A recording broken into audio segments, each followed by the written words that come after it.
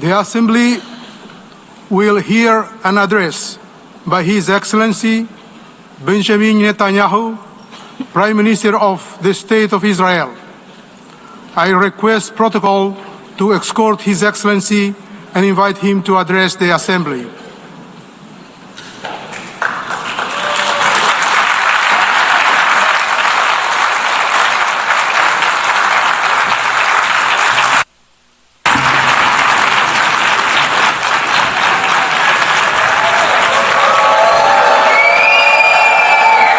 Please order in the hall.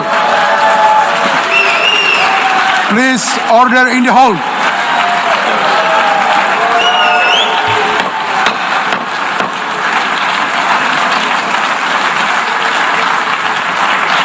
Please order in the hall.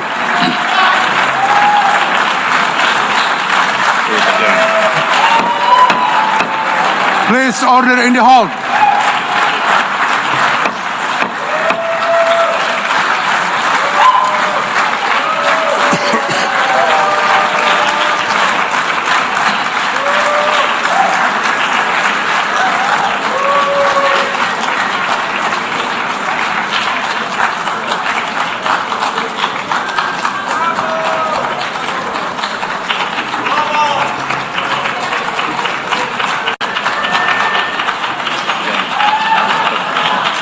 Please order in the hall and please be seated.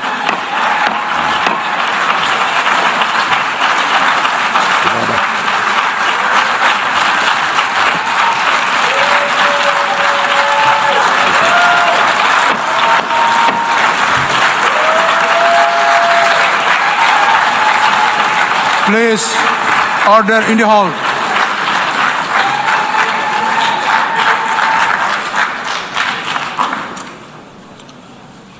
Mr. President, the families of our dear hostages languishing in the dungeons of Gaza, ladies and gentlemen,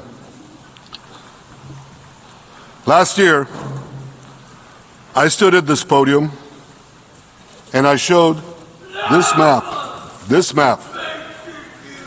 It shows the curse of Iran's terror axis. This axis threatened the peace of the entire world. It threatened the stability of our region and the very existence of my country, Israel. Iran was rapidly developing a massive nuclear weapons program and a massive ballistic missile program. These were meant not only to destroy Israel, they were meant also to threaten the United States and blackmail nations everywhere. From Gaza, Yahya Sinwar dispatched waves of Hamas terrorists. They stormed into Israel on October 7th and committed acts of unspeakable savagery. From Lebanon, Hassan Nasrallah had launched thousands of missiles and rockets at our cities, terrorizing our citizens. In Syria, the murderous dictator Assad hosted Iran's forces, tightening a noose of death around our throats. In Yemen, the Houthis launched ballistic missiles at Israel while choking global trade at the mouth of the Red Sea. So what's happened over the past year? We've hammered the Houthis, including yesterday. We crushed the bulk of Hamas's terror machine. We crippled Hezbollah, taking out most of its leaders and much of its weapons arsenal. You remember those beepers, the pagers? We paged Hezbollah. And believe me, they got the message. And thousands of terrorists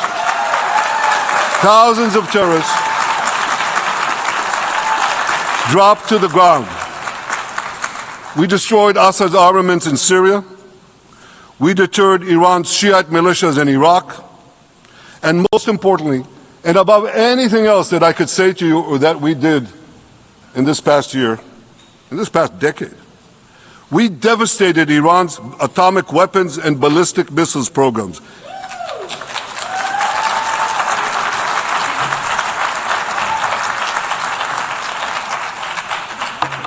So here's where things stand today. Half the Houthi leadership in Yemen, gone.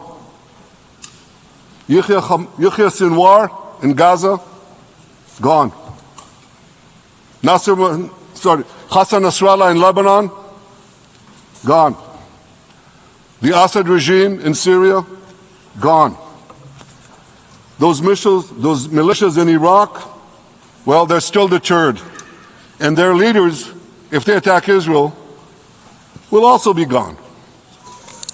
And for Iran's top military commanders and its top atomic bomb scientists, well, they're gone too.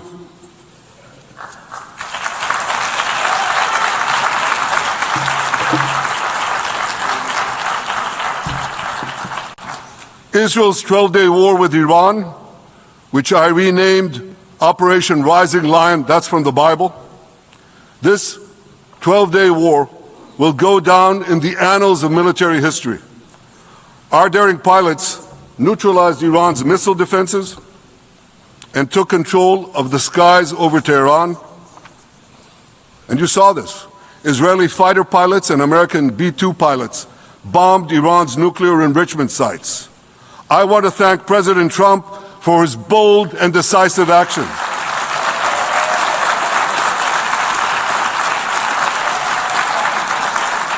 President Trump and I promised to prevent Iran from developing nuclear weapons, and we delivered on that promise.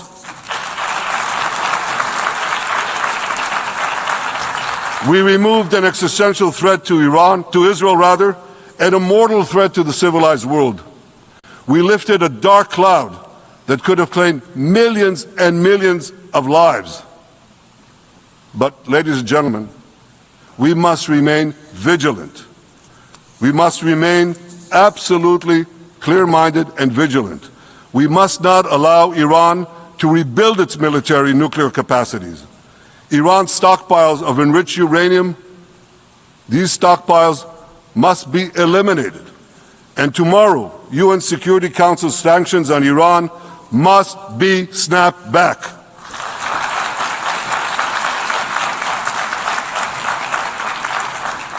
Thanks to the resolve of our people, the courage of our soldiers, and the bold decisions we took, Israel rebounded from its darkest day to deliver one of the most stunning military comebacks in history.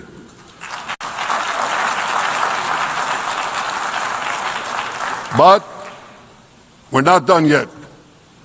The final remnants of Hamas are holed up in Gaza City. They vow to repeat the atrocities of October 7th again and again and again, no matter how diminished their forces. That is why Israel must finish the job. That is why we want to do so as fast as possible.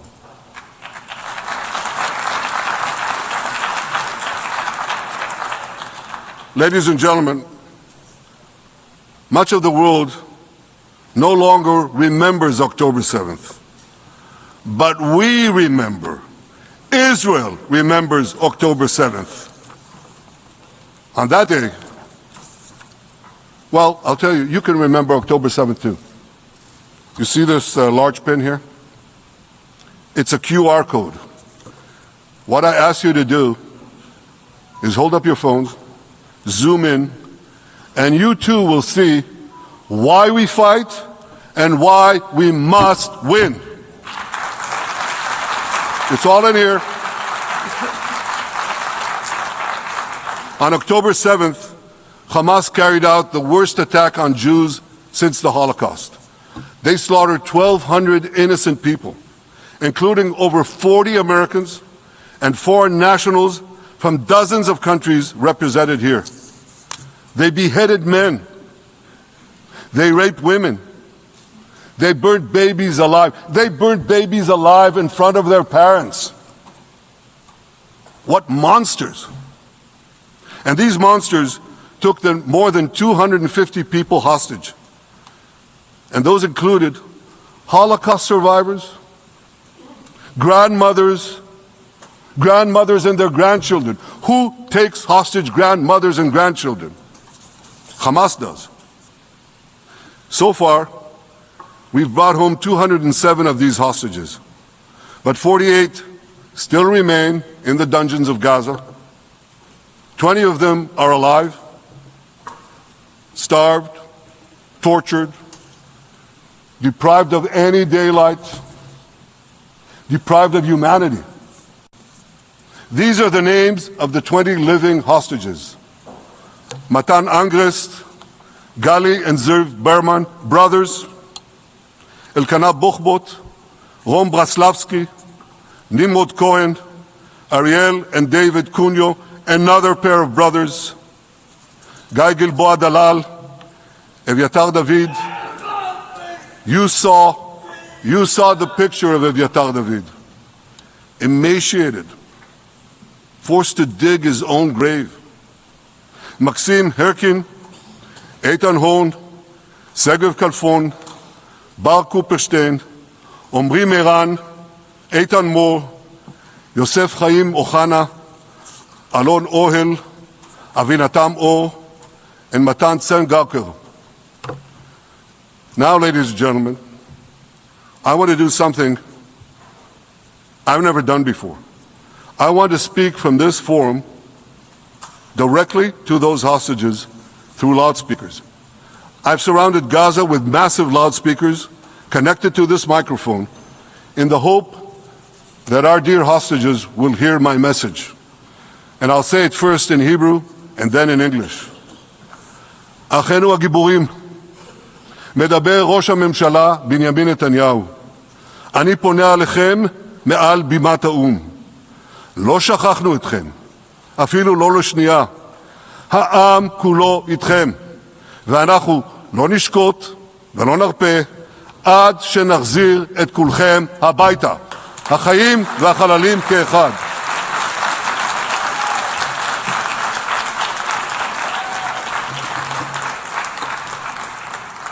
Our brave heroes. This is Prime Minister Netanyahu speaking to you live from the United Nations.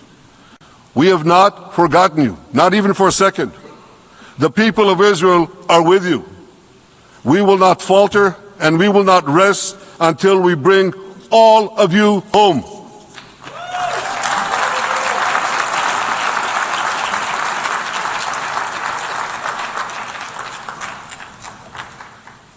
Ladies and gentlemen, thanks to special efforts by Israeli intelligence, my words are now also being carried. They're streamed live to the cell phones of Gazans. So to the remaining Hamas leaders and to the jailers of our hostages, I now say, lay down your arms. Let my people go. Free the hostages, all of them, the whole 48. Free the hostages now.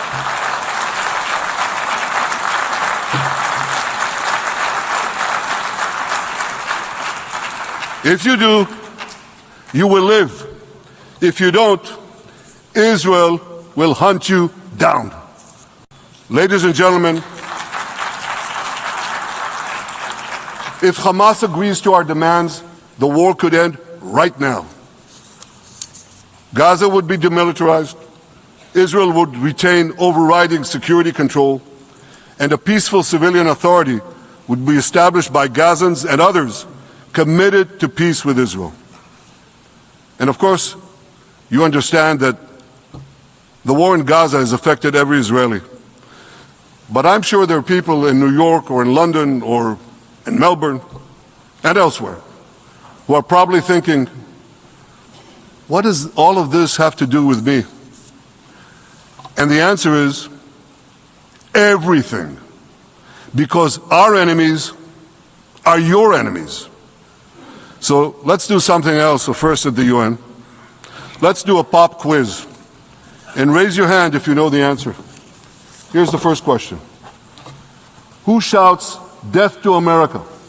Is it A, Iran, B, Hamas, C, Hezbollah, D, the Houthis, or E, all of the above? All of the above. Correct, all of the above. Second question. Who has murdered Americans and Europeans in cold blood? Is it A, Al-Qaeda, B, Hamas, C, Hezbollah, D, Iran, or E, all of the above? All of the above. Correct. Again. So here's the point I wanted to make. Our enemies hate all of us with equal venom. They want to drag the modern world back to the past, to a dark age of violence, fanaticism, and terror. I think many of you are already feeling in your own societies the radical Islamist surge.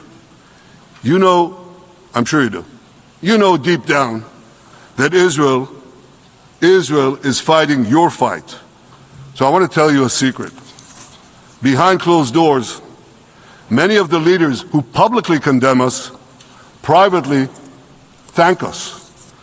They tell me how much they value Israel's superb intelligence services that have prevented time and again terrorist attacks in their capitals, time and again saving countless lives. General George Keegan, former head of U.S. Air Force intelligence, once said, "If the United States had to gather on its own the intelligence that Israel gives us, we would have to establish 5 CIAs. 5 CIAs. This past June, when Israel struck Iran's nuclear facilities, German Chancellor Merz admitted the truth. He said, Israel is doing the dirty work for all of us. President Trump understands better than any other leader that Israel and America face a common threat. He showed the world that when Iran and its proxies murder Americans, take Americans hostage, shout death to America, burn American flags, and try to assassinate the President of the United States, not once, but twice. He showed them there is a price to pay for all that.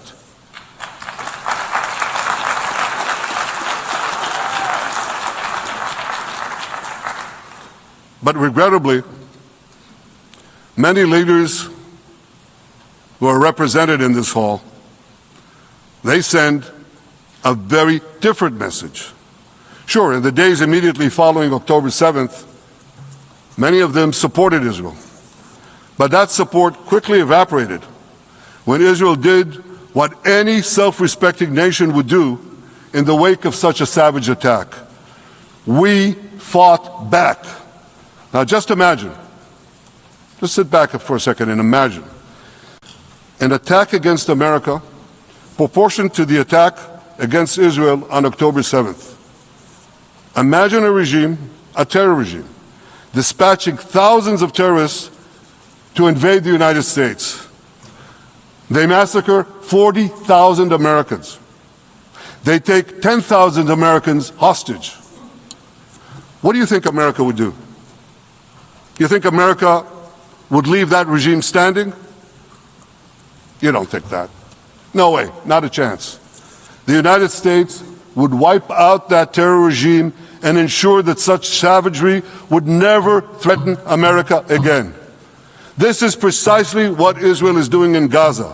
We're wiping out the terror regime of Hamas and ensuring that this savagery will never threaten Israel again. That's what we are doing. That's what any self-respecting government would do.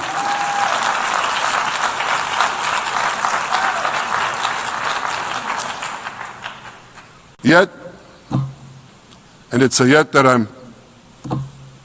I'm sorry to say here, yet over time, many world leaders buckled. They buckled under the pressure of a biased media, radical Islamist constituencies, and anti-Semitic mobs. There's a familiar saying, When the going gets tough, the tough get going. Well, for many countries here, when the going got tough, you caved. And here's the shameful result of that collapse. For much of the past 2 years, Israel has had to fight a seven-front war against barbarism, with many of your nations opposing us. Astoundingly, as we fight the terrorists who murdered many of your citizens, you are fighting us. You condemn us, you embargo us, and you wage political and legal warfare, it's called lawfare, against us. I say to the representatives of those nations, this is not an indictment of Israel. It's an indictment of you. It's an indictment of weak-kneed leaders who appease evil rather than support a nation whose brave soldiers guard you from the barbarians at the gate. They're already penetrating your gates. When will you learn? You can't appease your way out of jihad, and you won't escape the Islamist storm by sacrificing Israel. To overcome that storm, you have to stand with Israel. But that's not what you're doing. As the prophets of Israel foretold in the Bible, you've turned good into evil and evil into good. Now I want to drill down on this. Take the false charge of genocide. Israel is accused of deliberately targeting civilians. Ladies and gentlemen, the opposite is true.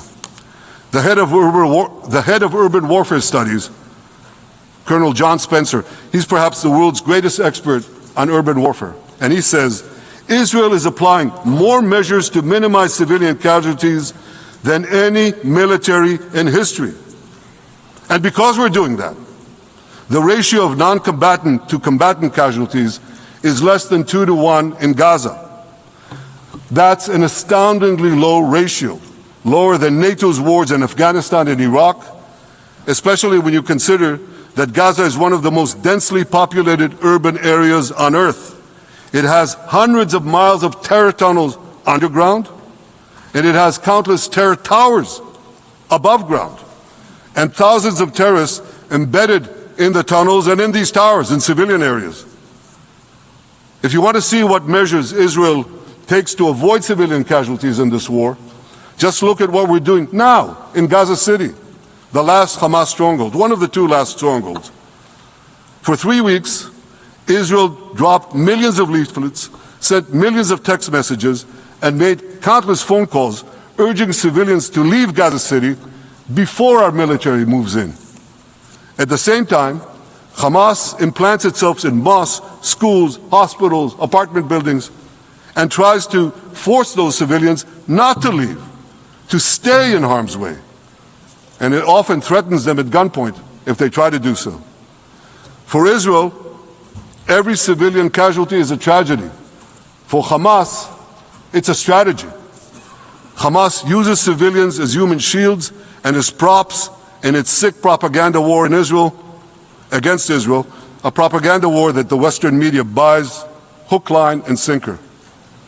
Now, despite Hamas's threats, close to 700,000 Gazans, almost 750,000, have already heeded our calls and moved to safe zones.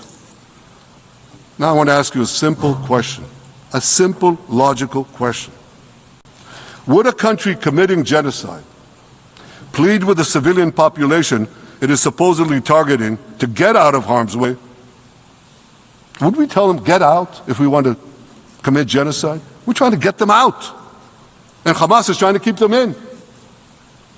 And this charge is so baseless. The comparison to genocide, wholesale slaughter of populations.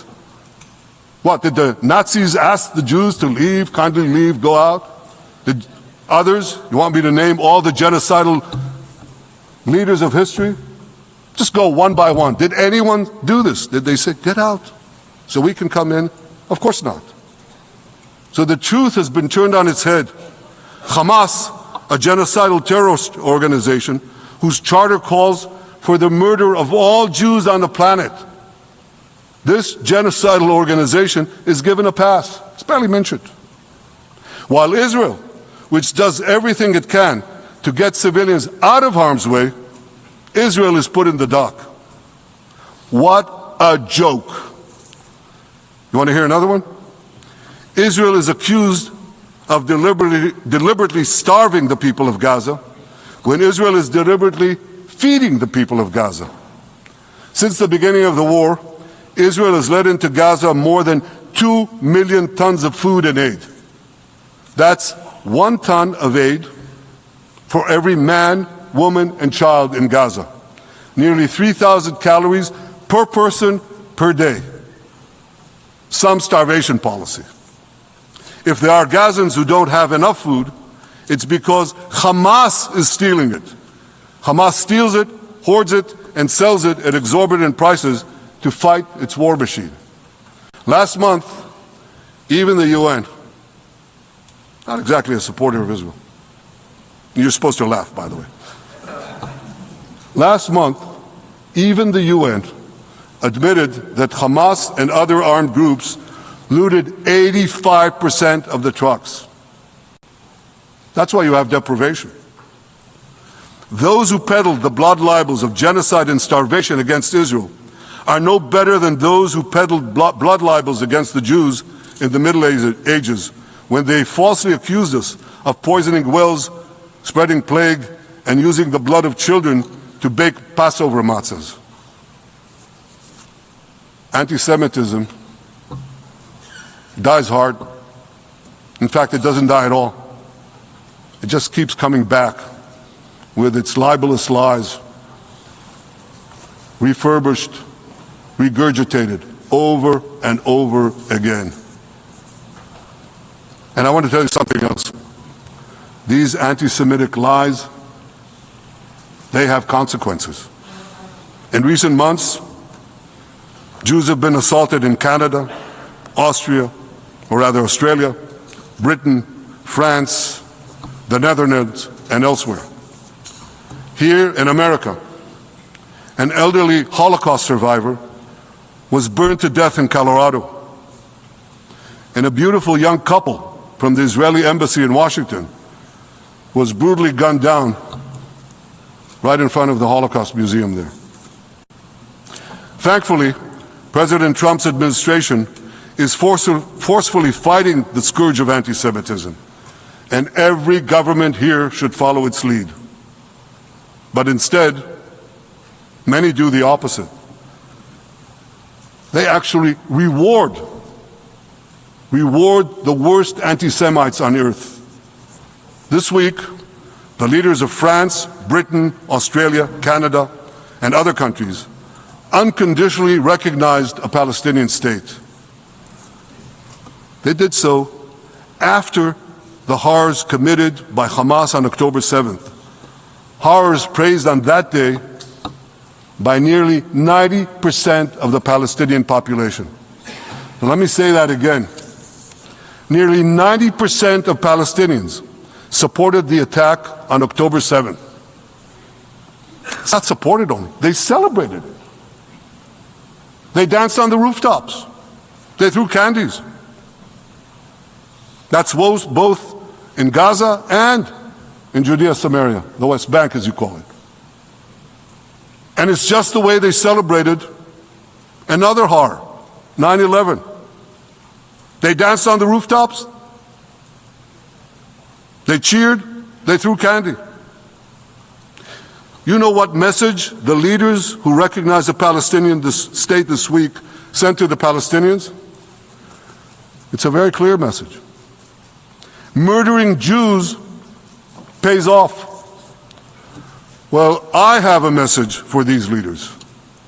When the most savage terrorists on earth are effusively praising your decision, you didn't do something right.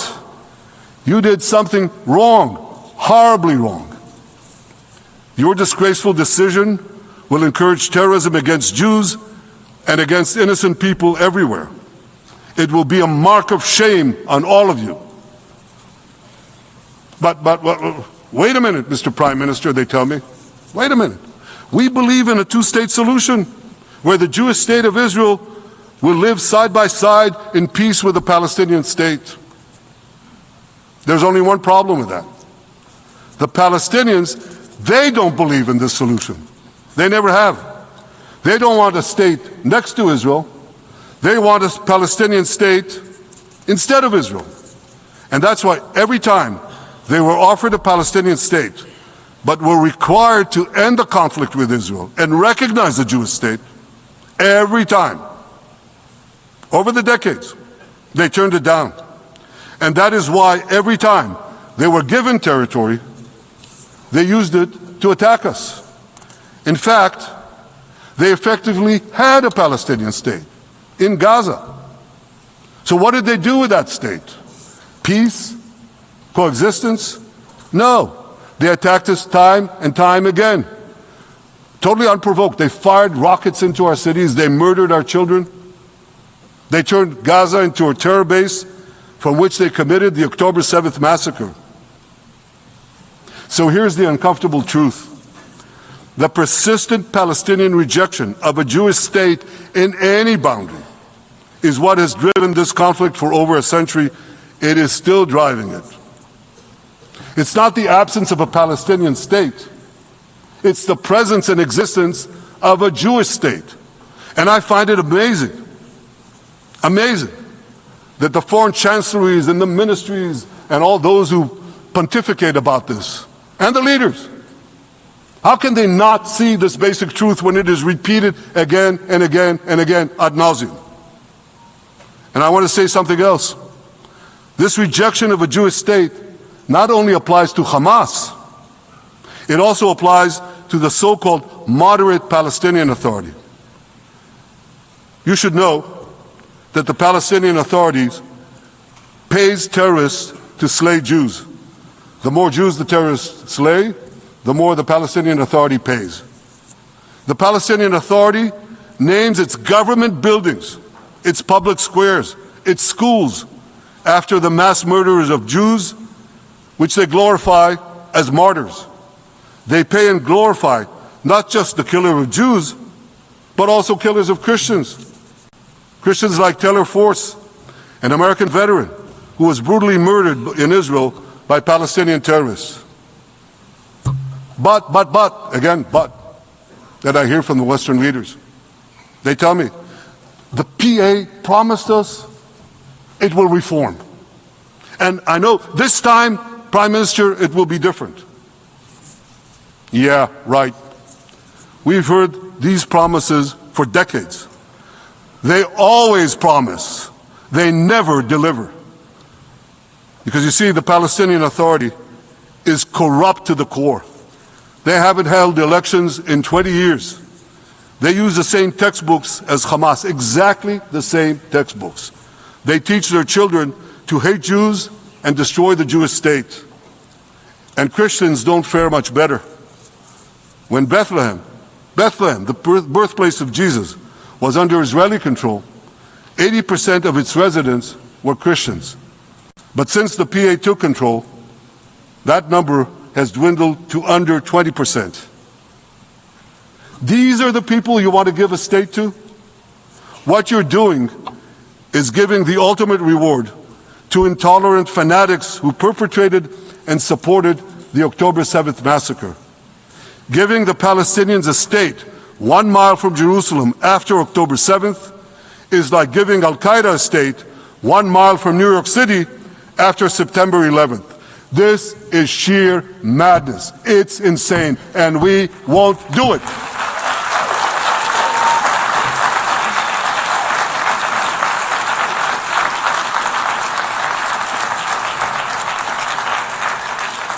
So here's another message to those Western leaders.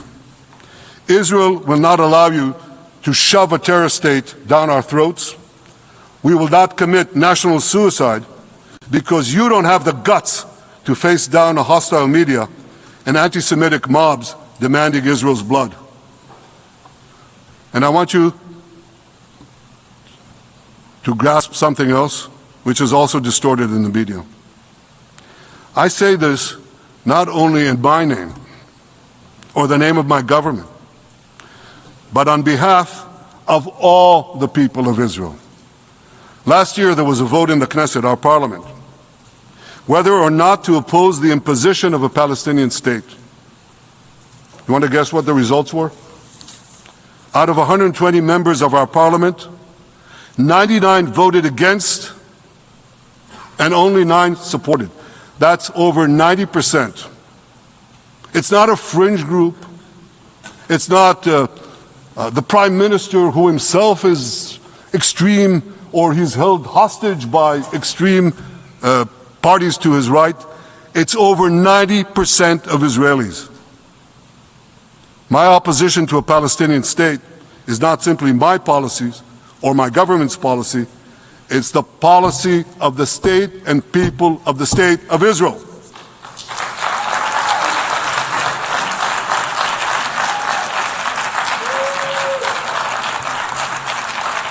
Western leaders may have buckled under the pressure. And I guarantee you one thing, Israel won't. Israel's victories over the Iranian... Thank you, I know you won't too, that's good. Israel's victories over the Iranian terror axis have opened up possibilities for peace that were unthinkable 2 years ago. Take Syria. For decades, the very idea of peace between Israel and Syria seemed unimaginable. Well, no more. Today, we have begun serious negotiations with the new Syrian government.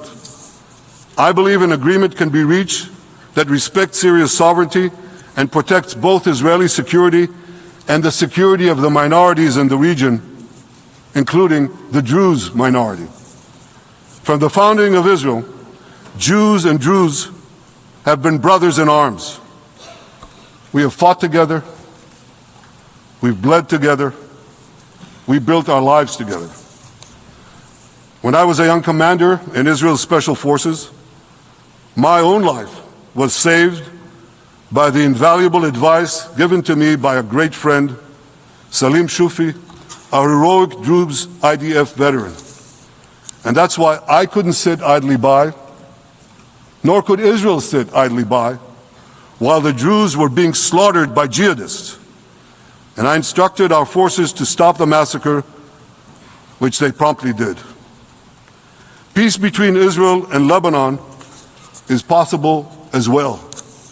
I call on the Lebanese government to also begin direct negotiations with Israel. I commend it for its declared aim to disarm Hezbollah. But we need more than words. If Lebanon takes genuine and sustained action to disarm Hezbollah, I'm sure we can achieve a sustainable peace. Of course, until that happens, we will take whatever action we need to defend ourselves and to maintain the conditions of the ceasefire which was established in Lebanon. Our goal is not merely to monitor Hezbollah's actions, but to prevent them from violating the ceasefire and attacking us at any time. But I'm sure that if the Lebanese government persists in its goal of disarming Hezbollah, peace will come very speedily and very readily. Victory over Hezbollah has made peace possible with our two Arab neighbors in the north. Victory over Hamas will make peace possible with nations throughout the Arab and Muslim world. Our victory would lead to a dramatic extension and expansion of the historic Abraham Accords, which President Trump brokered between Arab leaders and myself 5 years ago. And I took note, as I'm sure you did too, of the encouraging words spoken here by the President of Indonesia. This is the country with the largest Muslim population of all nations. And it's also a sign of what could come.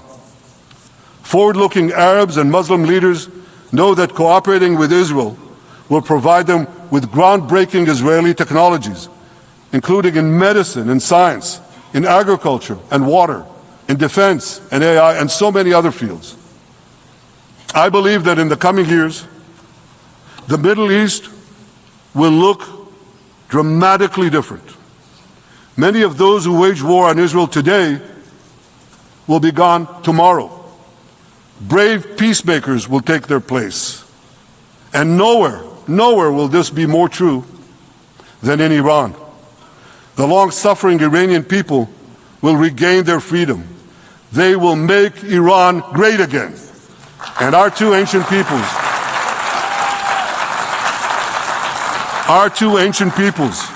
the people of Israel and the people of Iran, will restore a friendship that will benefit the entire world. Ladies and gentlemen,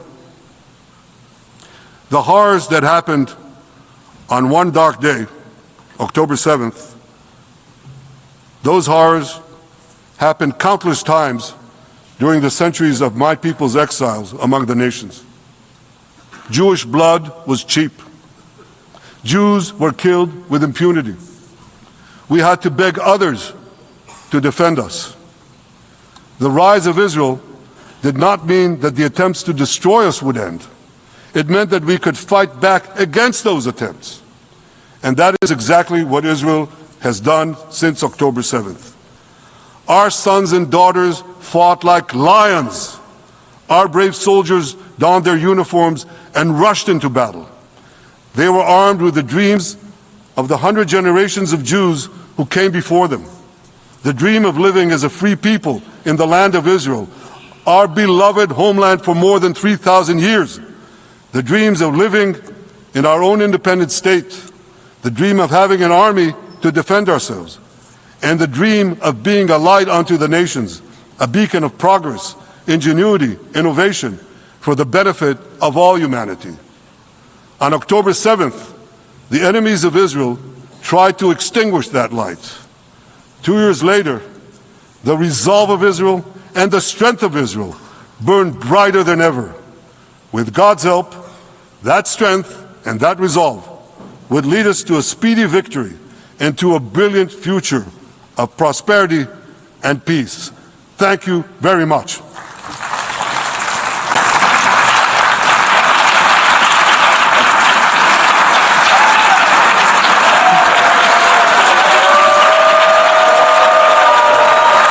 On behalf of the Assembly, I wish to thank the Prime Minister of the State of Israel,